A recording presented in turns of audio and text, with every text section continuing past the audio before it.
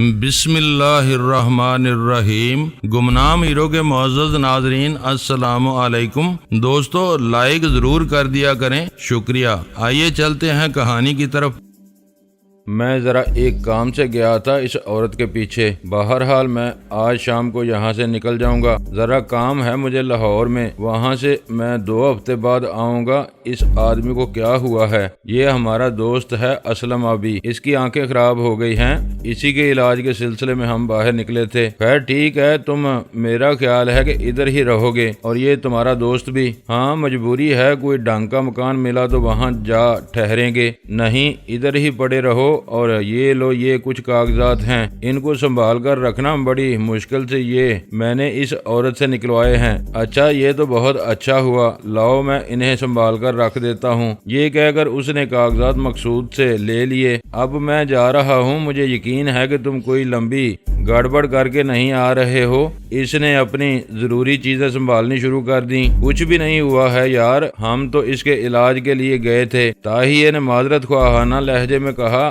دل میں وہ سخت پریشان ہو گیا تھا کہ مقصود نے ایسی بات کہہ دی تھی جو ہماری دکھتی رگ کو پکڑتی تھی۔ طاہیہ کے ذہن میں بھی یہ احساس جاگزیں ہو گیا تھا کہ ہم نے اس ڈاکٹر کو غلط جگہ جا پھانسا تھا، اور وہ اپنی دھن کا اتنا پکا نکلا کہ اس نے جان دے دی، مگر بات نہیں آ رہی۔ مقصود نے ہماری اس دروغ گوئی پر کوئی برا نہیں منایا، کاش اسے سمجھ ہوتی تو وہ وہاں سے ہمیں نکالنے کے بعد ہی باہر جاتا۔ اسے بھی اپنی شانت کا بہت دھیان رہتا تھا۔ وہ باہر نکلا تو طاہیہ نے سواد خان کو جگا دیا، پھر اس کے منہ میں صبح دوپہر اور شام کا کھانا اکٹھا ہی ڈال دیا۔ وہ کھانا نہیں تھا، مگر بہرحال اسے زندہ رہنا تھا، مجبوراً اسے وہ سب کچھ نگلنا پڑا جو طاہیہ نے اسے دیا۔ اس کام سے فارغ ہو کر اس نے سواد خان کے دونوں ہاتھ پاؤں اچھی طرح باندھ دیے۔ وہ کسی قسم کی رعایت کا مستحق نہیں تھا۔ سواد خان بالکل ہی خاموش رہا، یہ اس کا خاص حربہ تھا۔ وہ جب مجبور کر دیا جاتا تھا تو وہ مجبور ہو جاتا تھا، اپنے آپ سے وہ یہی کہہ دیتا تھا کہ یہ سب کچھ اس کے بس سے باہر ہے، اس لیے وہ اس کو برداشت کر جاتا تھا۔ جب وہ اپنے آپ میں ہوتا تھا تو پھر نئے سرے سے پر پردے نکال لیتا تھا۔ وہ یہی کرتا تھا، اور اس کے کردار کی سب سے بڑی خوبی یہی تھی، ورنہ وہ اس روز بھی ہم سے بہت زیادہ پٹتا۔ وہاں سے وہ جب باہر نکلا تو ایک بار پھر اس نے خود کو ڈاکٹر دمن کے سپرد کر دیا۔ اس کے لیے وہ ہر قسم کی خواری برداشت کر رہا تھا۔ آبی کو ہم نے بستر پر ڈال دیا تھا، اس کی حالت ایسی ہو گئی تھی کہ وہ دم بدم مرتا جا رہا تھا، نہ اس میں وہ پہلے ایسی چلبلاہٹ رہی تھی، نہ وہ گرم جوشی۔ اس کا انداز ایسا ہو گیا تھا کہ وہ ڈاکٹر افضل کے مرنے کے بعد خود بھی آدھا رہ گیا تھا۔ اسے نہیں معلوم تھا کہ ہم اس کے لیے کیا کر رہے ہیں۔ ڈاکٹر افضل کی موت کا اسے اس قدر افسوس تھا کہ اس نے ہم سے بات کرنی بند کر دی تھی۔ وہ نہیں چاہتا تھا کہ ہم اس کے لیے کوئی ایسا قدم اٹھائیں جو اس کے لیے شرمندگی کا باعث بنے۔ یہ معلوم نہیں تھا کہ وہ کس شرمندگی کی بات کرتا تھا، خدا کے سامنے شرمندہ یا بندوں کے سامنے۔ دونوں صورتوں میں اس کے لیے آنکھوں سے محروم ہونا اس امر کا ثبوت تھا کہ وہ بندوں کے ظلم سے عاجز ہے، اور ہم اس کی یہی عاجزی ختم کرنے جا رہے تھے، مگر اس کی سمجھ میں یہ معاملہ نہیں آ رہا تھا۔ ہم اس کے پاس ہی بیٹھے تھے کہ وہ بولا، جیلانی بھائی تم مجھے اسی حالت میں چھوڑ کر الگ ہو جاؤ، مجھے کسی سواد خان کی آنکھیں نہیں چاہیے، یہ میری تم سے درخواست ہے۔ کیسی بات کرتے ہو ابھی، میں تجھے زندگی کا اتنا سارا غم اٹھانے کی اجازت نہیں دے سکتا، تمہیں میرے ساتھ ہاتھ میں ہاتھ ملا کر چلنا ہوگا، میں تمہارے بغیر کچھ بھی نہیں ہوں۔ ایسا نہ کہہ جیلانی، مجھے کوفت محسوس ہوتی ہے، اس ڈاکٹر کو ختم کر کے تم نے مجھے نئی زندگی دے دی ہے، مجھے اب یہ آنکھیں نہیں چاہیے، بس اس سواد خان کو چھوڑ دے۔ ایسا نہیں ہو سکتا، میں اس کی آنکھیں تجھے ضرور دلواؤں گا، یہ ہو کر رہے گا، مت سوچ کہ میں تجھے ایسے ہی رہنے دوں گا۔ اس نے میری بات کا جواب نہیں دیا، منہ دوسری طرف کر کے لیٹا رہا۔ مجھے اس کے وجود میں مچی ہلچل کا اندازہ تھا، اس نے اس سزا کو خدا کی دی ہوئی سزا سمجھ لیا تھا، اور یہی اس کا قصور تھا، ورنہ تو اس دنیا میں کیا کچھ نہیں ہوتا ہے۔ یہی وہ دنیا ہے جہاں انسان نے انسان کو بدترین اذیتوں سے دوچار کر رکھا ہے۔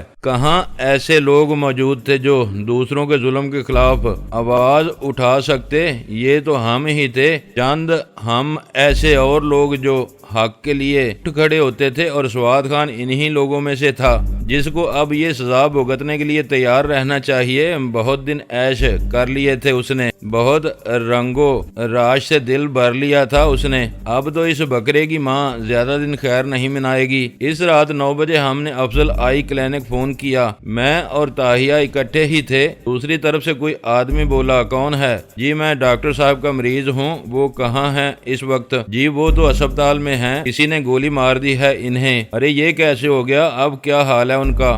اب قدرے بہتر ہیں، گولی دل اور پھیپھڑے کے درمیان سے ہو کر گزر گئی اور ان کی جان بچ گئی۔ کون تھے وہ؟ کیا چاہتے تھے وہ؟ پتہ نہیں کون تھے وہ، کوئی ڈاکو ہی نظر آتے تھے۔ اچھا یہ بات ہے، اللہ معافی دے۔ اب کیا حال ہے ڈاکٹر صاحب کے؟ وہ تو بہت ہی اچھے آدمی ہیں بیچارے، اب تو بہتر ہیں جناب۔ اب آپ 15 دن بعد فون کریں، میرا خیال ہے کہ ڈاکٹر صاحب کو اتنے دن ضرور لگ جائیں گے۔ اچھا بھائی خدا حافظ۔ یہ تو بہت بری خبر سنائی ہے آپ نے۔ یہ کہہ کر میں نے فون بند کر دیا اور ہم دکان سے نکل کر سڑک پر آ گئے۔ یار یہ تو اچھا ہی ہو گیا، ورنہ وہ ڈاکٹر خواہ مخواہ ہی مارا جاتا۔ ہاں میرا خیال ہے کہ آپ بھی اب زیادہ بہتر محسوس کرے گا۔ اس کو ڈاکٹر کی موت کا بہت زیادہ افسوس تھا۔ چلو اس آبی کو بتا ہی دو، مجھے یقین ہے وہ خوش ہو جائے گا۔ ہاں اس کے دماغ سے یہ خرابی ضرور دور کرنی چاہیے۔ ڈاکٹر افضل کے بچ جانے سے اسے خوشی ہوگی۔ کچھ ہی دیر بعد ہم آبی کے پاس جا پہنچے، مگر یہ دیکھ کر ہمیں سخت حیرت ہوئی کہ سواد خان وہاں نہیں تھا۔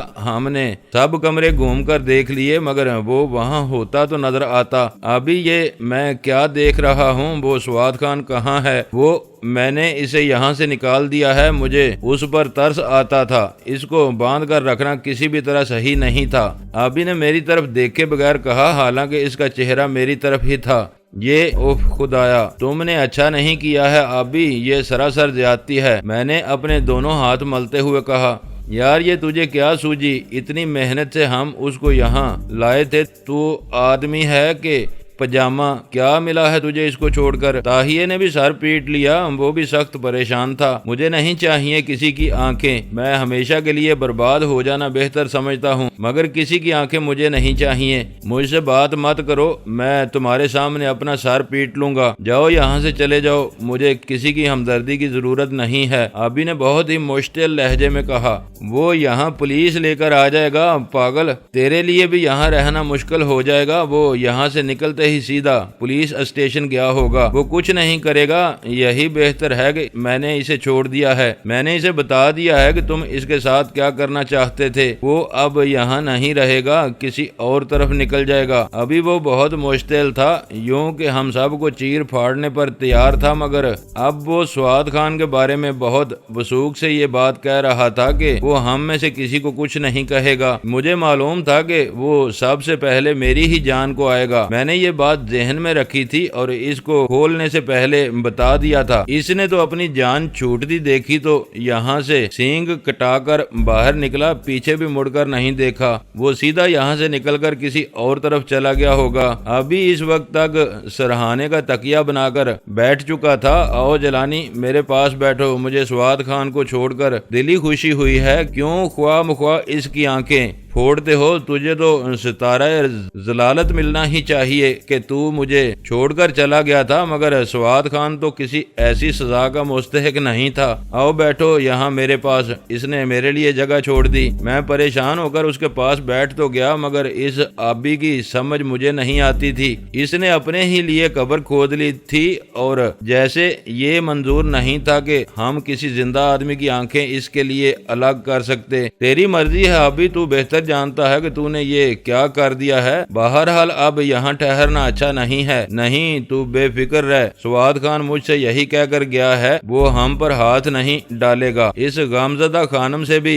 جان چھڑا آیا تو یہ بھی اچھا ہی کیا ہے، ورنہ وہ خدا جانے کیا سوچتی۔ لا مجھے سگریٹ پلا۔ میں نے اس کو سگریٹ نکال کر دیا تو وہ خاموش ہو گیا۔ بولا، ایک عرصے بعد مجھے آج دلی خوشی ہوئی ہے۔ تو کیوں باندھ لایا تھا اسے، مگر خیر اب آگے کی سوچ، مجھے تو اسی حال میں رہنے دے، نہ یہ آنکھیں ہوں گی نہ میں کسی طرف دیکھوں گا، مجھے ان آنکھوں کے بغیر بہت اچھا لگ رہا ہے۔ پاگل ہے تو، میں تجھے یوں نہیں مرنے دوں گا، کل ہی کسی آدمی سے اس کی آنکھیں لے لوں گا۔ کراچی میں سینکڑوں آدمی مرتے ہیں، کوئی تو ان آنکھوں کو تمہاری آنکھوں میں منتقل کرنے پر راضی ہو جائے گا۔ ہاں یہ تم کر سکتے ہو، اس کی اجازت میں تمہیں دیتا ہوں، ایسا کر دیکھو۔ آبی نے یہ کہہ کر گہرا کش لگایا۔ طاہیہ بھی اس کے پاس ہی بیٹھ گیا تھا۔ بولا، یارا تیری مجھے سمجھ نہیں آئی ہے، بہرحال اب تیرے لیے یہی کرنا ہوگا ہمیں۔ ہاں کوئی اچھا سا آدمی دیکھنا اور اس کے لواحقین کو مطمئن کر دینا، کسی کا حق چھیننا نہیں چاہیے۔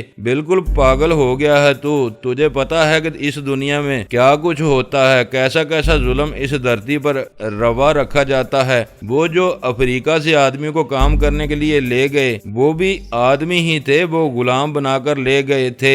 افریقہ کے لوگوں کو کون سے لوگ ہیں جو دوسری قوم کو تباہ کر کے اپنا کھیت سیراب نہیں کرتے؟ میں نے فلسفہ بگاڑا، حالانکہ اس میں فلسفہ کوئی نہیں تھا۔ وہ تو ٹھیک ہے، مگر کوئی کسی کتے کی دم کٹوا کر خود نہیں لگواتا ہے، یہ ظلم ہے۔ خیر دفع کرو، تم یوں کرو کہ کوئی ایسا آدمی ڈھونڈو جو نیا مرا ہو۔ کیا خیال ہے تیرا جیلانی؟ ایسا آدمی مل جائے گا نا؟ ہاں مصیبت ڈال دی ہے تو نے، ہمیں اب کوئی ایسا ہی بندہ تلاش کرنا ہوگا جو نیا مرا ہو، یہی مطلب ہے نا تمہارا؟ یہ کہہ کر میں نے موضوع بدل دیا، کوئی فائدہ نہیں تھا اس سے مغز پیچی کرنے کا۔ اگلے دن ہم نے مختلف ہسپتالوں کے چکر لگا لیے۔ معلوم یہ ہوتا تھا کہ بہت سے لوگ مر رہے ہیں، مگر کوئی بھی ان لوگوں کے کرنیے نکالنے کی اجازت نہیں دیتا تھا۔ جو کوئی بھی سنتا سخت متنفر ہو جاتا تھا۔ یہ بات سنتے ہی ان کے رونگٹے کھڑے ہو جاتے تھے کہ وہ ان کے کرنیے بیچ لیں گے۔ ایسا تو کوئی نہیں تھا جو ان کے اعضاء بیچ لیتا ہو۔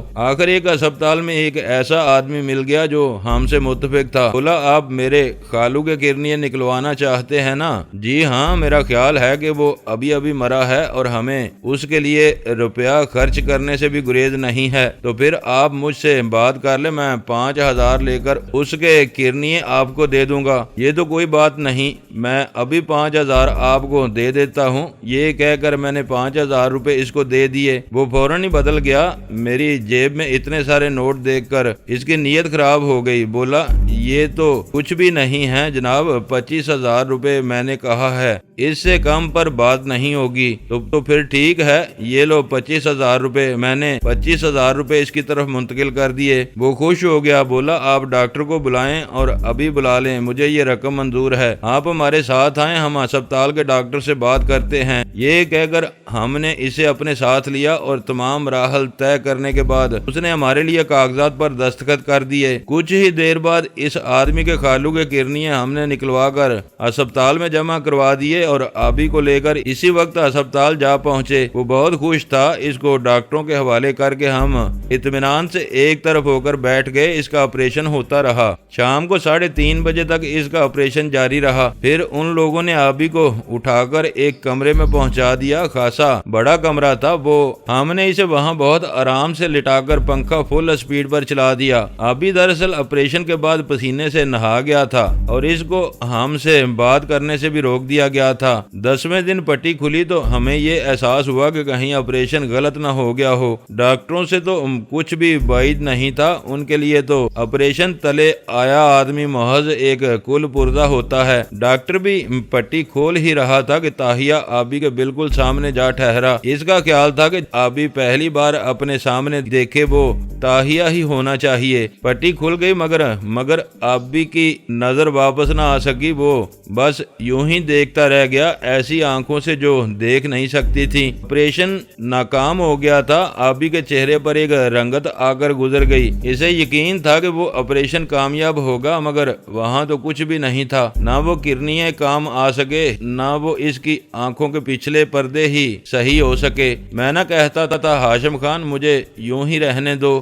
میں اس علاج کے بغیر ہی بہتر ہوں، مجھے پڑا رہنے دو۔ آبی کا لہجہ بڑا ہی غم انگیز تھا۔ یہ تو بہت ہی غلط ہوا، میری سمجھ میں نہیں آیا ہے کہ یہ کیسے ہو گیا، ڈاکٹر نے پریشان ہو کر کہا۔ وہ بہت زیادہ فکر مند تھا، آنکھیں اس نے بار بار گھما کر دیکھی، کئی قسم کے آلات اس نے آزمائے مگر آبی کچھ بھی نہ دیکھ سکا۔ دونوں ہی آنکھیں ناکام رہ گئی تھیں، ان میں سے دیکھنے کی قوت ہی باقی نہیں تھی، تو وہ دیکھنی کیسے؟ کیا خیال ہے تیرا ہاشم خان، آدمی کو ایسی صورت میں علاج کروانا چاہیے کہ نہیں؟ آبی نے ایک بار پھر بہت ہی دکھی لہجے میں کہا۔ وہ میرے سامنے یوں لیٹا تھا جیسے اس کے اندر روح ختم ہو رہی ہو، کوئی بھی تو بات اسے اچھی نہیں لگتی تھی اور وہ کسی حد تک ٹھیک ہی تو کہتا تھا۔ غم جب حد سے بڑھ جائے تو مداوا ہو جاتا ہے، اور پھر اس کا غم تو بے حد و حساب تھا۔ فکر نہ کر یار، کچھ نہ کچھ ہو رہے گا، تجھے کسی اور ڈاکٹر کو دکھاتا ہوں، یہ تو سب بیکار ہیں۔ میری یہ بات سن کر وہ ڈاکٹر بھی حیران ہوا اور اس کے دونوں اسسٹنٹ بھی، مگر وہ کچھ کہہ نہیں سکے۔ آبی کو مزید آلات لگا کر دیکھنے لگے، لیکن اس سے کیا ہوتا تھا؟ ڈاکٹر یہ بات یاد رکھو کہ اس کی آنکھیں واپس ملنی چاہیے، سمجھتے ہو نا؟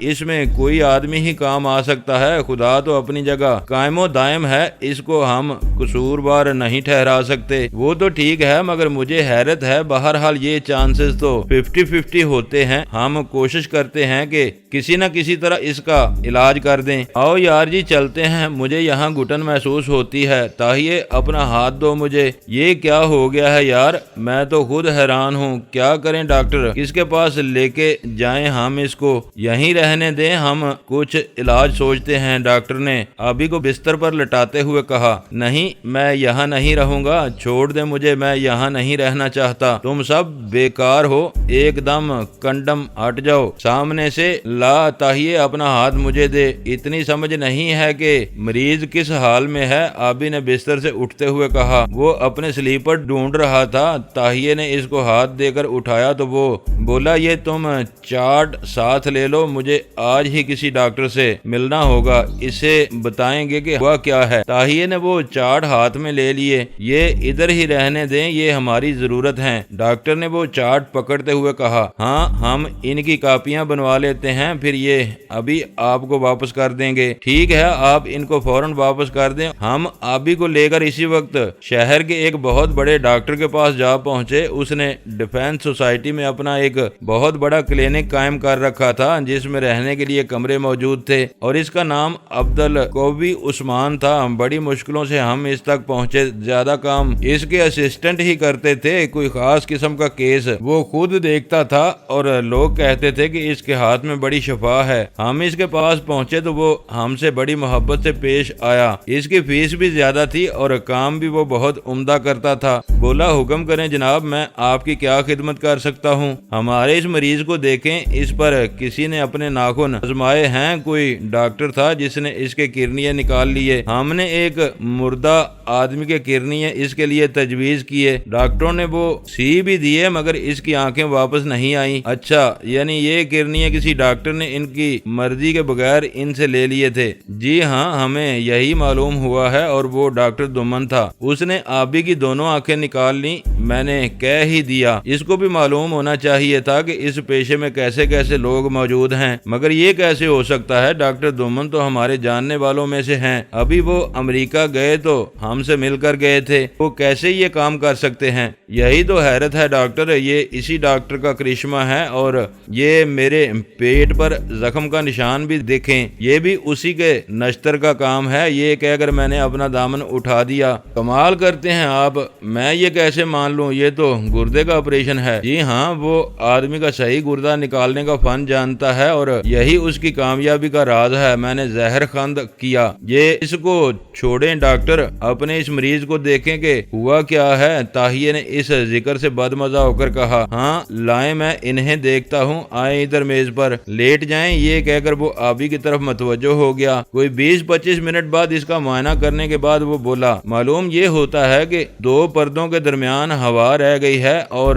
کرنیے صحیح نہیں جڑے ہیں، ورنہ یہ آپریشن کامیاب ہو جاتا۔ پھر کیا کرنا چاہیے؟ ہمیں تو یہی فکر لگی ہے کہ یہ صحیح کب ہوگا۔ آپ ان کو یہاں داخل کرا دیں، میں کسی نہ کسی طرح اس کے لیے کرنیے حاصل کرتا ہوں، پرانے نکال کر نئے لگا دیں گے تو یہ یہ صحیح ہو جائے گا، مگر آپ پیسوں کا سوچ لیں، اس کی فکر نہ کریں، ہم ابھی 10,000 یہاں جمع کروا دیتے ہیں۔ میں نے جیب سے 20,000 کی گڈیاں نکال کر میز پر رکھ دیں، آپ یہ رقم ادھر جمع کروا دیں ہمارے کیشیئر کے پاس، کمرہ وہ آپ کو دے دے گا، آپ بے فکر رہیں، انشاءاللہ یہ آدمی ٹھیک ہو جائے گا۔ ابھی وہ ڈاکٹر یہ بات کہہ ہی رہا تھا کہ کمرے میں ایک ادھیڑ عمر کا آدمی داخل ہوا۔ اس کی صورت مجھے جانی پہچانی نظر آتی تھی۔ کیا حال ہے ڈاکٹر، کوئی خاص معاملہ ہے؟ اوہ آئیے، کہاں تھے آپ ڈاکٹر سیفی؟ ان کے لیے ہمیں کسی آدمی کا کرنیا چاہیے، بہت پریشان ہیں یہ لوگ۔ پہلے بھی ان کو کرنیے لگایا گیا مگر وہ کام نہیں کر سکا، یہ آپریشن دوبارہ کرنا ہوگا۔ ڈاکٹر سیفی ایک دم آگے بڑھایا مگر جیسے ہی اس نے ابھی کو دیکھا اس کا رنگ بدلنے لگا۔ یہ اچھا تو یہ بات ہے، یہ کہہ کر وہ فوراً ہی پیچھے مڑنے لگا تو ایک دم میرے ذہن میں ماضی کی کئی یادیں ابھر آئیں۔ ڈاکٹر سیفی کو میں نے لاہور میں شفا بار کلینک میں آتے دیکھا تھا، اس کے ڈاکٹر دومن سے بہت پرانے تعلقات تھے اور مجھے ابھی یہ معلوم کرنا تھا کہ آبی کی آنکھوں کا آپریشن کس نے کیا تھا۔ ظہیر تو محض اس کا ضامن تھا، اسے پولیس سے چھڑانے میں اس نے اہم کام سر انجام دیا تھا، مگر ڈاکٹر سیفی وہاں کیا کر رہا تھا؟ کہاں جا رہے آپ؟ ذرا اس کیس پر نظر ڈالیں، ڈاکٹر نے کہا، مگر وہ رکا نہیں، دروازے تک جا پہنچا تو میں نے ایک دم سے اس کے پیچھے جا کر اسے گردن سے ناپ لیا۔ تم کہاں جا رہے ہو؟ ذرا اس کیس کو دیکھ ہی لو، تمہارے نشتر نے جو کام کیا ہے وہ دیکھو گے نہیں؟ ڈاکٹر سیفی نے ایک دم رک کر مجھے بڑے غور سے دیکھا، کہا، یہ کیا کہہ رہے ہیں آپ؟ کون ہیں آپ؟ یہ بات کرنے کا طریقہ ہے کوئی؟ یہ کہہ کر اس نے اپنی گردن میرے ہاتھ سے چھڑا لینی چاہیے، مگر میں پوری قوت سے اپنے دائیں ہاتھ کو حرکت میں لا چکا تھا۔ پنجہ جو اس کے چہرے پر پڑا تو وہ الٹ کر دیوار میں جا لگا۔ بدماش، تم خود کو ڈاکٹر کہتے ہو، تاہیے یہ دروازہ بند کر دے، میں اس کی ہڈیاں توڑ دوں گا۔ تاہیے نے میرے حکم کی تعمیل کر دی اور پلٹ کر بولا، اس کو باندھ لو، اگر یہ کام اس نے کیا ہے تو یہ اس کی قیمت بھرے گا۔ ہاں تم ڈاکٹر دومن کے یار ہو، شفا بار میں بھی میں تمہیں دیکھ چکا ہوں، تم اس سے انکار نہیں کر سکتے۔ مجھے کچھ معلوم نہیں ہے کہ آپ کیا کہہ رہے ہیں، میرا کسی شفا بار سے کوئی تعلق نہیں رہا، تم جھوٹ بولتے ہو، مگر میں تم سے سچ کہلوا کر رہوں گا۔ یہ کیا کہہ رہے ہیں آپ؟ چھوڑ دیں انہیں، یہ ہمارے بہت سینئر ڈاکٹر ہیں، ہمارے کلینک کی 100 طرح سے مدد کرتے ہیں۔ تم چپ رہو ڈاکٹر، اس ڈاکٹر سیفی سے پوچھ تو لینے دیں گے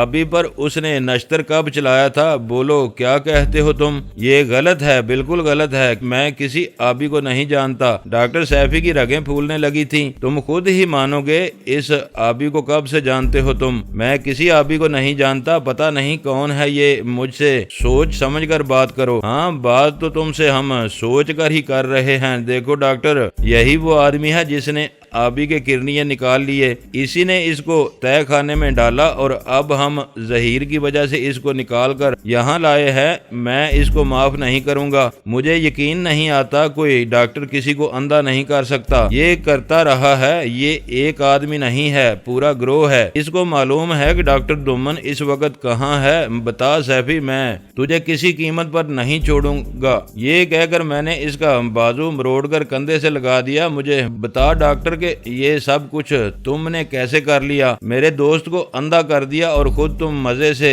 کیس دیکھتے پھر رہے ہو۔ میں کہتا ہوں مجھے کچھ معلوم نہیں ہے، اس کا دھیان رکھتا ہی اس ڈاکٹر کا۔ ہاں تو پھر تم یوں نہیں مانو گے، میں نے یہ کہہ کر پستول نکال لیا۔ یہ بغیر آواز کے کام کرتا ہے بچے، اور ہمیں معلوم ہے کہ ہمیں تمہارے ساتھ کیا سلوک کرنا ہے۔ یہ کہہ کر میں نے اس کا ہاتھ چھوڑ دیا۔ بتا مجھے کہ اس کام کے تجھے کتنے پیسے ملے اور وہ ڈاکٹر دومن کہاں ہے؟ تاہیے نے دوسرا ڈاکٹر کو نرگے میں لے لیا، وہ بیچارہ کرسی پر بچھ سا گیا، اس کی سمجھ میں نہیں آ رہا تھا کہ وہ کیا کرے۔ ڈاکٹر دومن اور ڈاکٹر عالیہ امریکہ چلے گئے ہیں، انہوں نے یہ بات غلط طور پر پھیلائی تھی، وہ لاہور چلے گئے ہیں۔ ڈاکٹر سیفی نے پستول کی ذات میں آ کر ہمیں سچی بات بتا دی۔ اس کی آنکھیں عجیب انداز سے کبھی کھلتی تھیں اور کبھی بند ہونے لگتی تھیں، اس کے چہرے پر زردی کھانٹ گئی تھی اور اس کی سمجھ میں نہیں آ رہا تھا کہ وہ اپنی جان کیسے بچائے۔ سچ بولنے کے سوا اس کے پاس کوئی چارہ کار نہیں تھا۔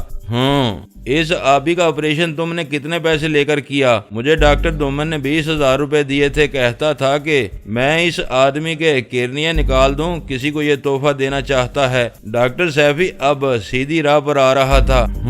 ठीक ठीक, वेरी गुड। और तुमने 20,000 रुपए लेकर एक आदमी को बिल्कुल अंधा कर दिया है, यही किया है ना तुमने? वो चुप रहा। गर्दन इसकी ढलक सी गई थी। इसके वहमो गुमान में भी ये बात नहीं थी कि वो यूं पकड़ा जाएगा। मुझे इसके पलट जाने की अंदाज ही से शक हो गया था और अब वो खुद बोल रहा था। उसके नश्तर ने कैसा काम कर दिखाया था। अभी इस वक्त तक बिल्कुल खामोश था। जैसे ही उसने वो बात सुनी वो मेज से उठा और दरमियान की 2 कुर्सियों से टकराकर वो मेरी तरफ बढ़ा। ये पिस्तौल मुझे दे दे आशम खान, मैं खुद इसकी दोनों आंखें निकालूंगा, मैं इसे भी अंधा कर दूंगा। नहीं, अभी इसे एक और कीमत देनी होगी, अपनी दोनों किडनियां इसको हारने होंगे। डॉक्टर को भी इसको हमारे सामने लिटाकर इसके दोनों किडनियां निकाल लो। इससे कम पर बात नहीं हो सकती। इसकी यही सजा है। और मेरी बात गौर से सुनो, तुम बचकर कहीं नहीं जा सकते हो। नहीं नहीं, खुदा के लिए ऐसा ना करो, मेरा कोई कसूर नहीं है। डॉक्टर सैफी को पहली बार ये एहसास हुआ कि वो कैसी मुश्किल में फंस गया है और उसके कर्म इसे खींच कर कहाँ ले आए हैं। हम कुछ सुनना नहीं चाहते डॉक्टर सैफी, ये हमारा हुक्म है। कवि साहब याद रखें, आपने अगर हमसे तावन नहीं किया तो आप भी समझें कि इसके साथ ही जाएंगे। आप ये जुल्म नहीं कर सकते, हम पुलिस को इतला दे देंगे। ऐसे कमेन कर हम हरगिज नहीं हैं। बर्तन देखकर बजाते हैं। डॉक्टर, इसका ऑपरेशन अभी और इसी वक्त होगा। नहीं, मैं ये काम किसी तरह भी नहीं कर सकता। तो ठीक है, ताहिए इसको बांध कर डाल दो इन दोनों को। ये काम हम किसी तीसरे डॉक्टर से भी करवा सकते हैं, मगर ऐसा नहीं होगा। कोबी साहबी को ये ऑपरेशन करना होगा। ताहिए ने यूं किया, जेब से रुमाल निकालकर डॉक्टर सैफी के मुंह में डालना चाहा, मगर वो बिदक गया। ऐन मुमकिन था कि वो शोर मचा देता, मगर ताहिए ने जेब से अपना खास रुमाल निकालकर उसके सर पर डाल दिया। जैसे ही इसने रुमाल के किनारे डॉक्टर सैफी की गर्दन पर से झपटे, वो बेहोश होने लगा और हमारे देखते ही देखते वो ठंडा ठार हो गया। इसका हाल देख रहे हो ना तुम, यही कैफियत तुम्हारी भी हो सकती है। अब भी वक्त है, इसको इसी हाल में पकड़कर ऑपरेशन कर दो। मैंने डॉक्टर कवि को मुखातब करते हुए कहा। ठीक है, आप जैसा कहते हैं मैं कर देता हूं, मगर एक नर्स को अंदर बुलाना होगा। इसकी फिक्र न करो, इसे हम बुलवा लेंगे। इसको ऑपरेशन टेबल पर डालो। ये कहकर मैंने ताइये की मदद से डॉक्टर सैफी को उठाकर मेज पर डाल दिया। कमरे में ऑपरेशन का सारा ही सामान मौजूद था। डॉक्टर कवि ने बादल नख्वास्ता वो काम अपने हाथ में ले लिया, यूं जैसे कोई अपने किसी अजीज की तजहीज़ो तकफीन कर रहा हो। इसके चेहरे की रंगत दीदनी थी। डॉक्टर सैफी बिल्कुल बेहोश हो चुका था, मगर वो चंद लम्हों की बेहोशी थी। अपने तमाम औजार इसने करीब कर लिए, मगर अब भी वो किसी गहरी सोच में गुम था। जब वो सैफी को टीका लगा चुका तो वो मेरी तरफ देखे बगैर बोला, ये बदतरीन किस्म का जुर्म है जो आप मुझसे करवाना चाहते हैं। मैं इसमें शामिल नहीं हो सकता। ज्यादा डॉक्टर की ये भी तो सोचो कि डॉक्टर सैफी ने भी तो आखिर एक जिंदा इंसान की आंखें जबरदस्ती निकालकर किसी के लगाई थी। क्या इसे अपने जुर्म की सजा नहीं मिलनी चाहिए? पता नहीं मेरे लहजे की तलखी इसे खा गई या मेरे इंसाफ तलब अंदाज ने उसे मुतासर किया। इसके हाथ आप ही आप डॉक्टर सैफी की आंखों तक जा पहुंचे। मेरा ख्याल है शायद वो बदतरीन हालात में भी ऐसा करने पर राजी ना होता।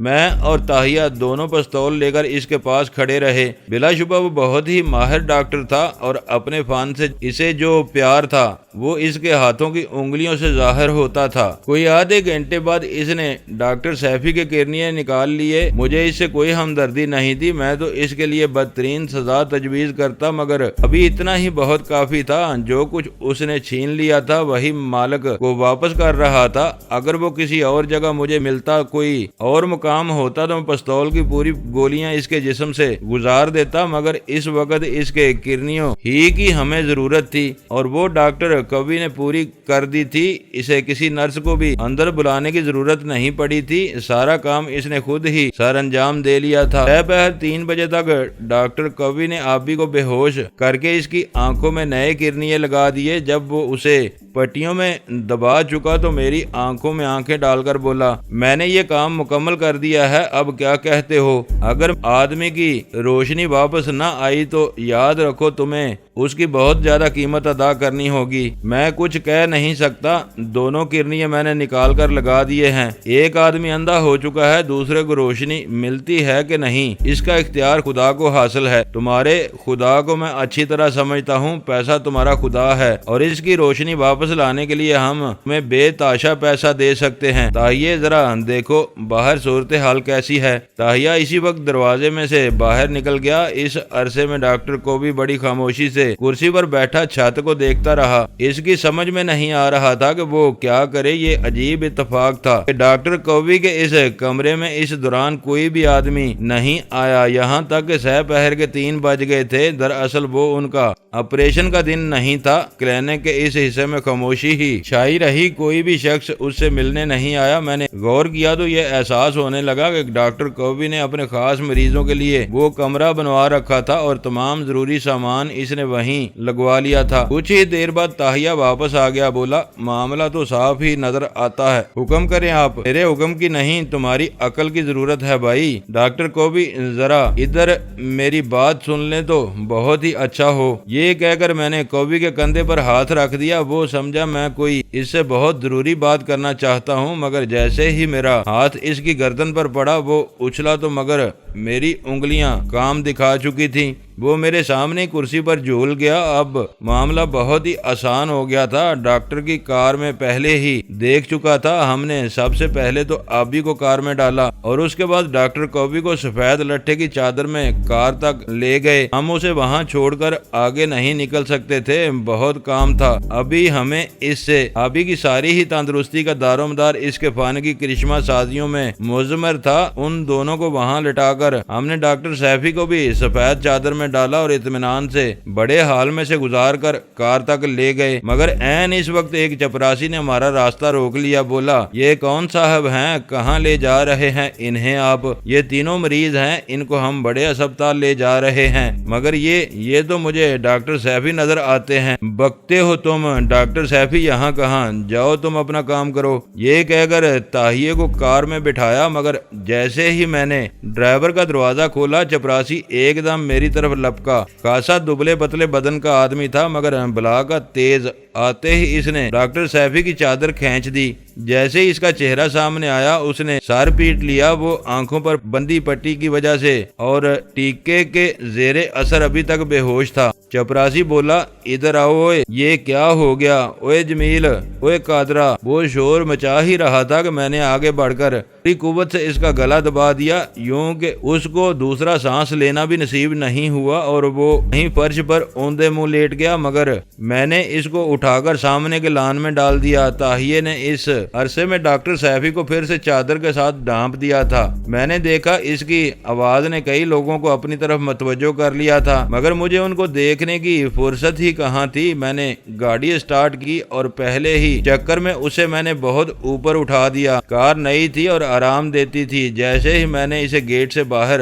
نکالا ہمارے پیچھے بہت سے لوگوں کی آوازیں گونجنے لگیں۔ وہ پکڑو مارو دوڑو کی صدائیں لگا رہے تھے۔ انہیں معلوم ہو گیا تھا کہ ان کا ایک چپراسی بھی بے ہوش ہو چکا ہے، مگر میں ان کے ہاتھ کہاں آتا تھا۔ گاڑی میں نے پوری رفتار سے چلائی اور کچھ ہی دیر بعد میں تارک روڈ پر جا پہنچا۔ وہ لوگ بس چلاتے ہی رہ گئے۔ گاڑی فلیٹ کے قریب لے جا کر میں نے ان تینوں کو تاہیے کی مدد سے نیچے اتارا اور کمرے میں جا کر دونوں ڈاکٹروں کو ایک ہی بستر پر ڈالا اور آبی کو دوسرے کمرے میں لے جا کر لٹا دیا۔ تم کرنا کیا چاہتے ہو؟ تاہیے نے حیرت زدہ ہو کر پوچھا۔ وہ بہت حیران ہو رہا تھا کہ میں نے ڈاکٹر کوبی کو بے ہوش کیسے کر لیا، ایک ہی جھٹکے میں اس کا کام تمام کر دیا۔ یہ بہت ضروری ہے تاہیے، اس ڈاکٹر کوبی کو آبی کے ساتھ رہنا ہوگا۔ پیارے یہ دروازہ بند کر دے۔ تیرے مزے ہیں بھائی، پر تو یہ آدمی کو غائب کس طرح کر دیتا ہے؟ کیا چیز ہے تیرے پاس؟ یہ بھی استاد کی دین ہے پیارے،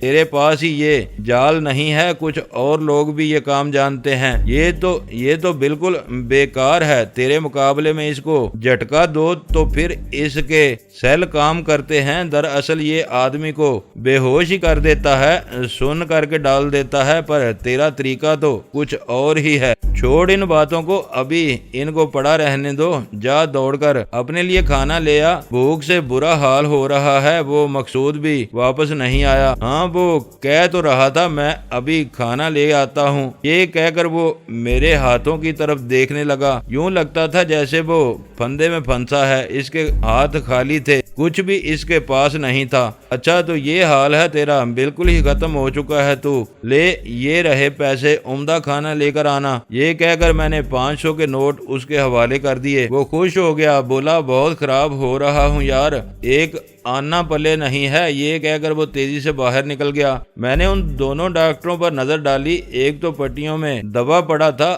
آنکھیں اس کی نکال لی گئی تھیں، یوں کہ کوئی بھی شخص اس کو وہ روشنی اسے واپس نہیں دلا سکتا تھا۔ ڈاکٹر کو بھی اپنی جگہ ٹھیک ہی لگ رہا تھا، ایک ذرا اس کا رنگ بدلا ہوا تھا، ورنہ وہ تندرست نظر آتا تھا۔ ان کو ایک ہی جگہ دیکھ کر میں قدرت کے کاموں میں اپنے دخل کا حساب لگاتا رہا۔ وہ اس لالچ میں کلینک آیا تھا کہ شاید کوئی نیا کیس مل جائے، وہ ان کا آئی اسپیشلسٹ تھا، مگر وہ خود اس روشنی سے محروم ہو گیا جو اسے ابھی تک لے گئی، جو اسے اتنے بڑے جرم پر آمادہ کرتی رہی۔ اسے یقین نہیں تھا کہ کوئی اس کے ساتھ بھی وہی کر سکتا ہے جو اس نے آبی کے ساتھ کر دیا تھا، مگر قدرت کا تو ایک اپنا نظام ہے اور میں اس نظام میں محض ایک پردہ بن کر رہ گیا تھا۔ وہ سمجھتا تھا کہ وہ کسی ترکنی کے سائے میں جی رہا ہے جو اسے کوئی گزند نہیں پہنچنے دے گا، مگر اسے کیا معلوم کہ ہونی تو اس پر بھی بیت چکی ہے۔ ابھی تاہیہ کھانا لے کر واپس نہیں آیا تھا کہ مقصود اس فلیٹ پر بڑی ہی نازک سی دستک ابری۔ میں اپنی جگہ سے اچھل گیا تھا۔ وہ دستک دینے والا کون ہو سکتا ہے؟ 2 ہی تو کمرے تھے اس فلیٹ میں، تیسرا ڈرائنگ روم، اور ابھی مجھے یہ بھی معلوم کرنا تھا کہ مقصود کے ملنے والے کون لوگ ہیں۔ میں نے پستول سیدھے ہاتھ میں لے لیا اور دونوں کمروں کے دروازے باہر سے بند کر کے میں دروازے تک جا پہنچا۔ کون ہے؟ میں ہوں مقصود صاحب، کسی عورت کی آواز ابری۔ وہ آواز مجھے یہ احساس دلاتی تھی کہ عورت کوئی نیک سے کسی بہت ہی درست قسم کی ہوگی۔ یہی معلوم ہوتا تھا کہ مجھے، اور وہ سمجھی کے اندر مقصود براجمان تھا۔ میں نے دروازہ کھول دیا تو وہ عورت تیزی سے مجھے دیکھے بغیر اندر آ گئی۔ وہ قمیض شلوار پہنے ہوئے تھی اور مجھے یہ خیال گزرتا تھا کہ وہ ابھی نہا کر آئی ہے۔ جیسے ہی اس نے مجھے دیکھا وہ کچھ گڑبڑا سی گئی، بولی وہ مقصود صاحب کہاں ہیں؟ وہ تو یہاں نہیں ہیں، کیا کام ہے آپ کو ان سے؟ وہ مجھے پرسوں ملے تھے، کہہ رہے تھے کہ میں ان کے فلیٹ میں آ جاؤں۔ تو اس کا مطلب ہے کہ مقصود صاحب بھی آپ کے پیشنٹ ہیں؟ جی کیا مطلب؟ میں سمجھی نہیں۔ دراصل انہوں نے کہا تھا کہ میں ٹھیک 4 بجے یہاں پہنچ جاؤں، کوئی کام تھا انہیں مجھ سے، کہہ رہے تھے کہ گھر میں آئیں تو بتائیں گے، آپ سمجھتے ہیں نا۔ دراصل میں سمجھ چکا ہوں جناب، بالکل سمجھ چکا ہوں، اندر چلیے۔ مگر وہ تو یہاں نہیں ہے۔ تو کیا ہوا؟ میں تو یہاں ہی ہوں۔ ویسے بھی میں دراصل خود اداسی کا شکار ہو رہا ہوں، میں معافی چاہتی ہوں، مجھے اجازت دیں۔ وہ پیچھے مڑنے لگی تو میں نے اس کا راستہ روک لیا۔ بیٹھیں، کوئی حرج نہیں، مجھے بھی یہ اداسی لے ڈوبے گی، آئیے۔ یہ کہہ کر میں نے اس کے بازو پر ہاتھ ڈال دیا۔ وہ چلی تو صحیح، مگر یوں جیسے کوئی بے بس ہو کر چلتا ہے۔ نشست گاہ میں لے جا کر میں نے اسے صوفے میں دنسا دیا۔ آپ نے کبھی ٹاپو دیکھا ہوگا، وہ بالکل ویسی ہی نظر آتی تھی۔ میری بھی زندگی کیا عجیب زندگی تھی، میرے پیچھے بھی پانی تھا اور آگے بھی، اور ایسے میں میرے لیے بہت بڑی نعمت تھی۔ عمر اس کی یہی کوئی 22 سال ہوگی۔ میں نے کہا ہے نا کہ اس کی آواز یہ بتاتی تھی کہ وہ نک سک سے بہت درست ہوگی، مگر وہ کچھ زیادہ ہی شاداب اور زیادہ ہی گل بہار نظر آتی تھی۔ کیا پئیں گی آپ؟ ادھر فریج میں بوتلیں موجود ہیں۔ مجھے افسوس ہے کہ میں نے خواہ مخواہ آپ کو زحمت دی۔ دراصل مقصود صاحب سے یوں ہی میری ملاقات ہو گئی تھی، وہ بہت مصروف آدمی ہیں، اتا پتا وہ مجھے دے گئے تھے، بس اسی پر چلی آئی۔ اس میں شرمندہ ہونے کی کیا بات ہے؟ آدمی سے آدمی ملتا ہے نہ صحیح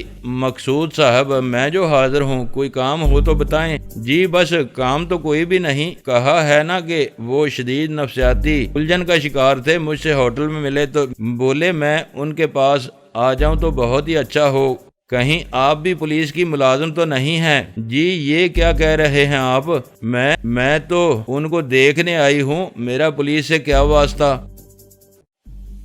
دوستو ویڈیو کو لائک ضرور کر دیا کریں۔ ISI پاک آرمی زندہ باد، پاکستان پائندہ باد۔ معزز ناظرین، اپنا خیال رکھیے گا اور اپنے اس چینل کا بھی شکریہ۔